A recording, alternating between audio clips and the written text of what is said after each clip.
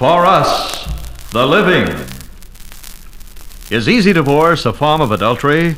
Are our sex standards as strict today as they once were? Does the ban against divorce encourage adultery?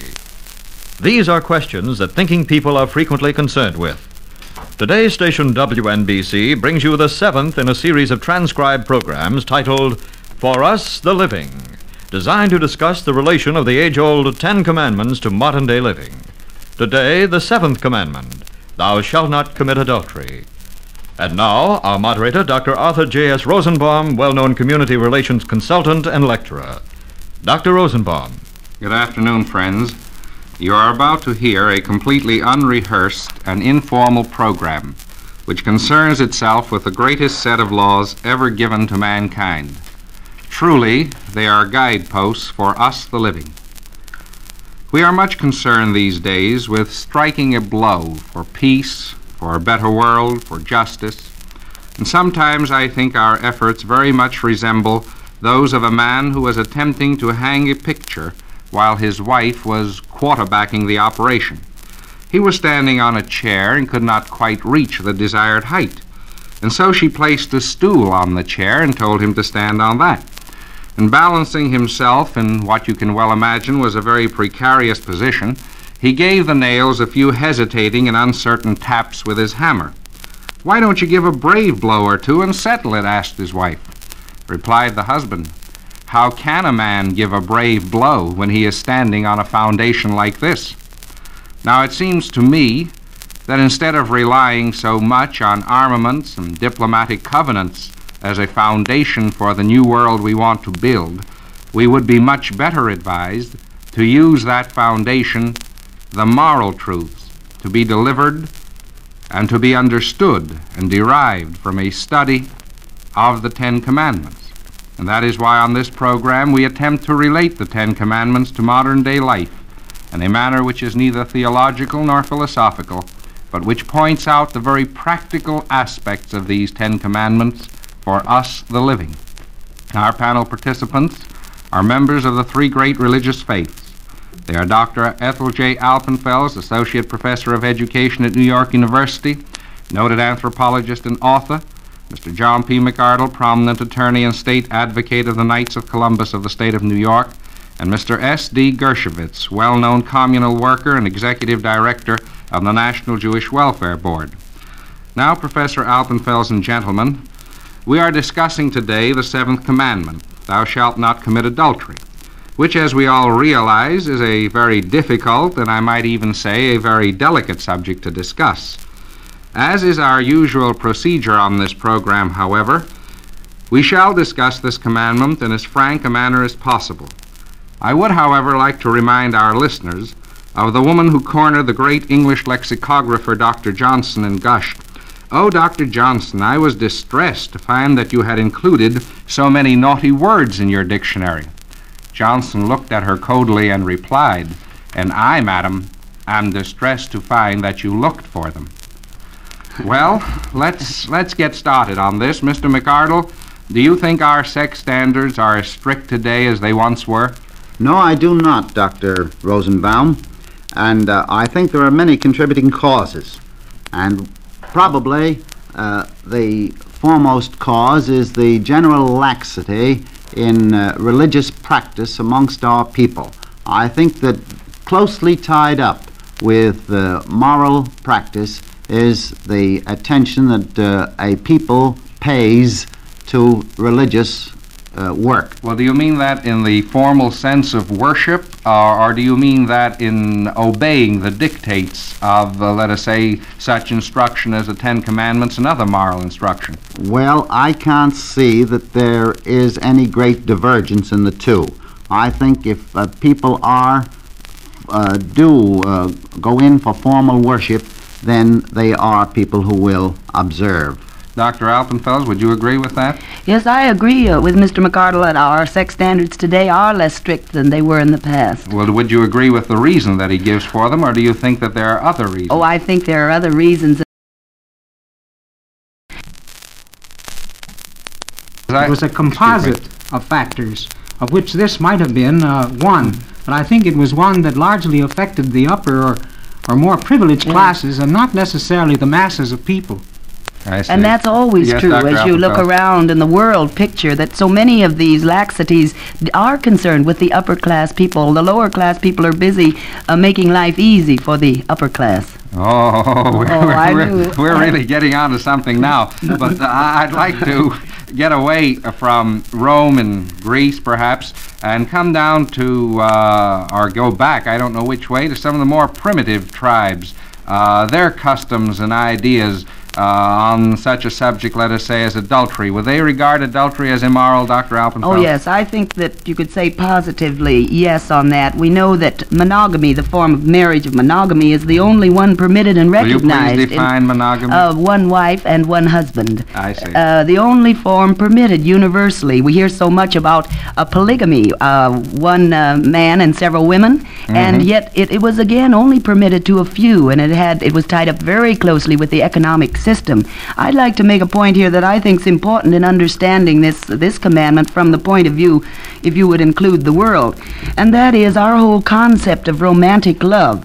We sort of think of it as part of our pattern, and it's been in existence since the beginning of time.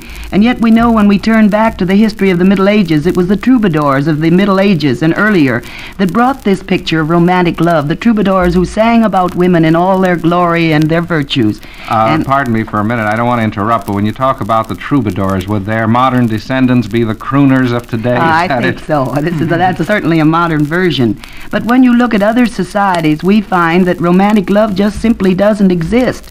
That marriage among most people is marriage for economic reasons, and 90% of the world, I think it is, parents choose the children's husbands and wives for them. Well, Dr. Alpenfels, are you against romantic love? Is that the point that you're trying to make? No, I'm not against that. I want only to point out that it's a very recent thing in the history of the world, and you take our whole business of who is the ideal marriage partner here in the United States.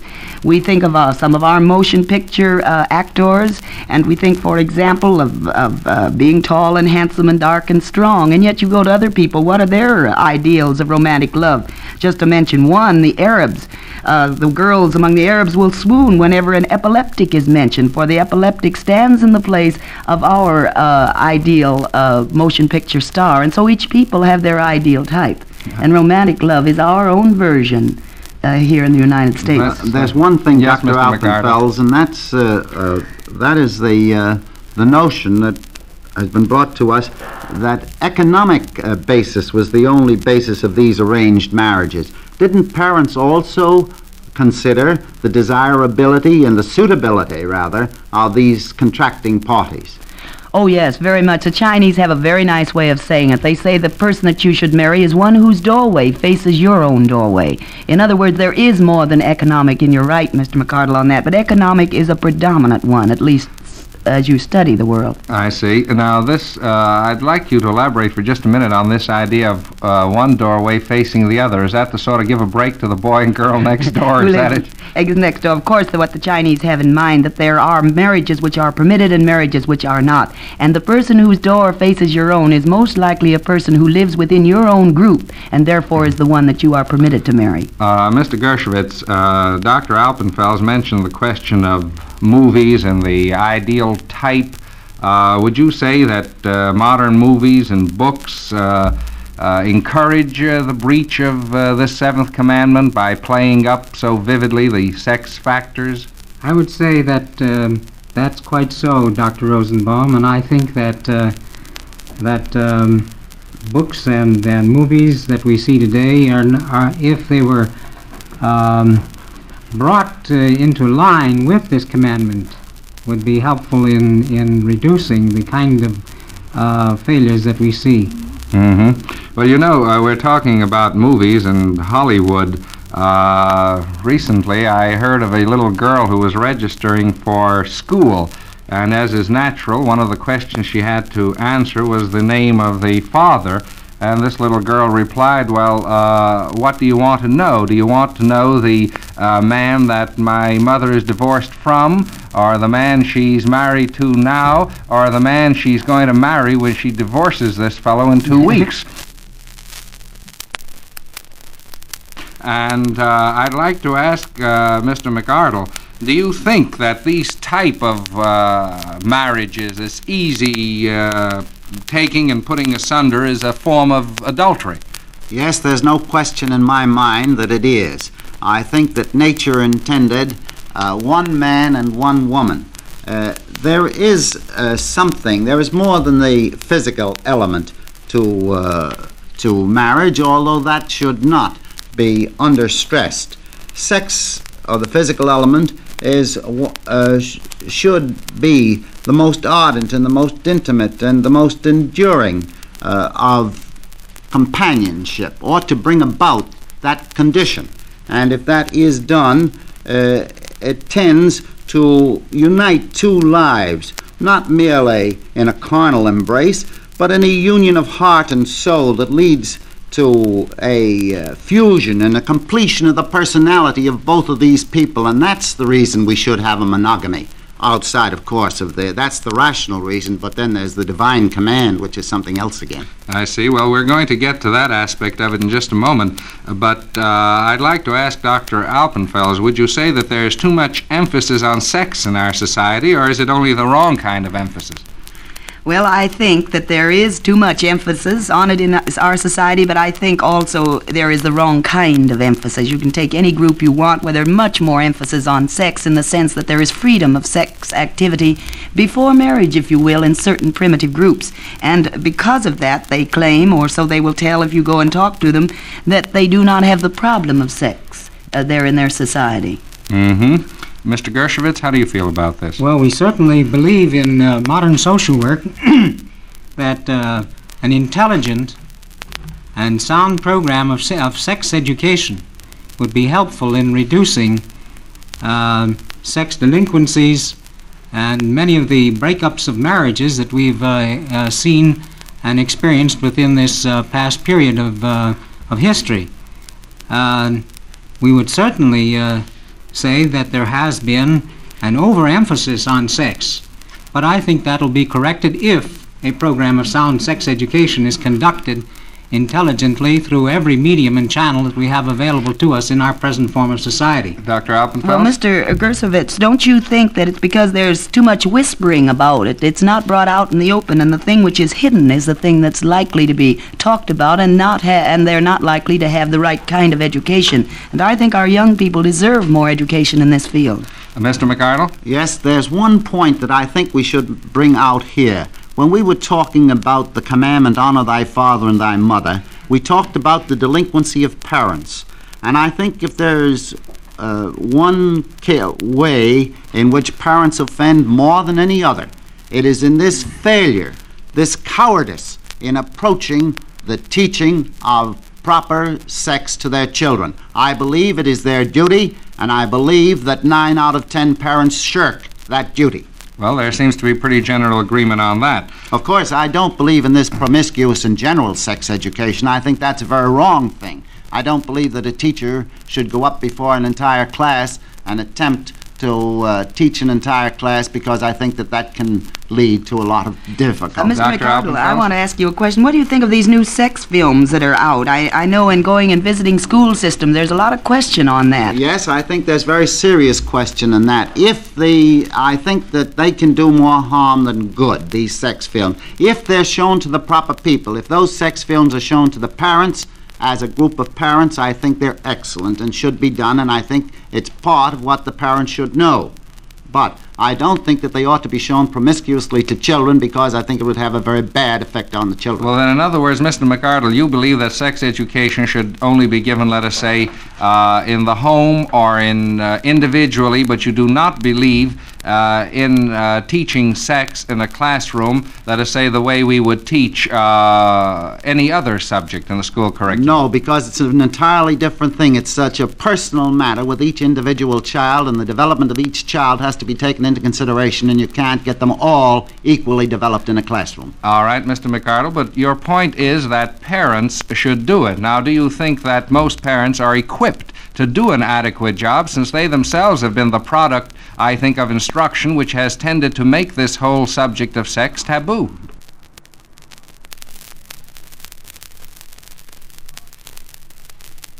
And bring it up to date to 1949. I see. Mr. McArdle, I'd like to ask you this question. Do you believe that celibacy is a higher state of virtue than marriage? I know the Catholic Church enjoins celibacy on its priesthood, and is there a feeling that this should be a universal? No, that is not so. A person who adopts celibacy from a very high motive forgoes the privilege of marriage, and this is, to our minds, heroic. Just as the man who gives all he has to the poor is a hero. He is following a very high standard if he is able to distribute all his goods to the poor and then go out and work himself or go out and beg for his own living.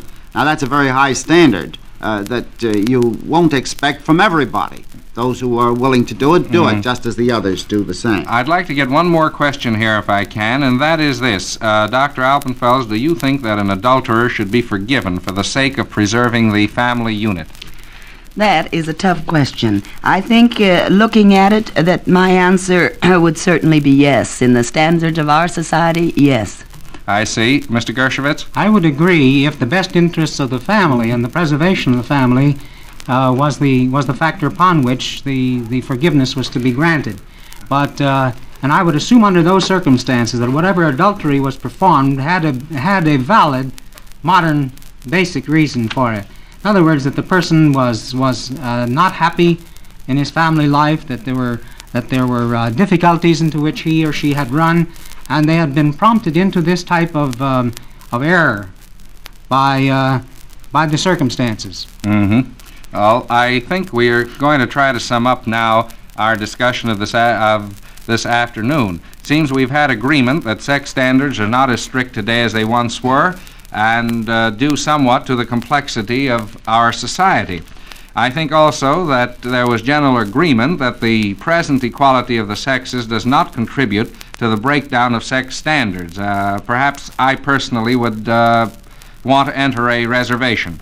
I think we've also agreed that books and movies of today, by their emphasis on the sex factor, are incentives very frequently for the breach of this commandment. I think that all of us are agreed, and this is a very important point, on an intelligent and sound program of sex education, that it would be very helpful in reducing sex delinquency and also unhappy marriages. Now, I think that we're also in agreement that the delinquency of the parents in approaching this problem is very important. However, there was disagreement, I believe, on the teaching of sex at home and whether or not it should be done in the classroom as well. And the one point on which we were all agreed is that there should be no acceptance of the double standard, and that a sex education for parents should be developed as part of the program of society.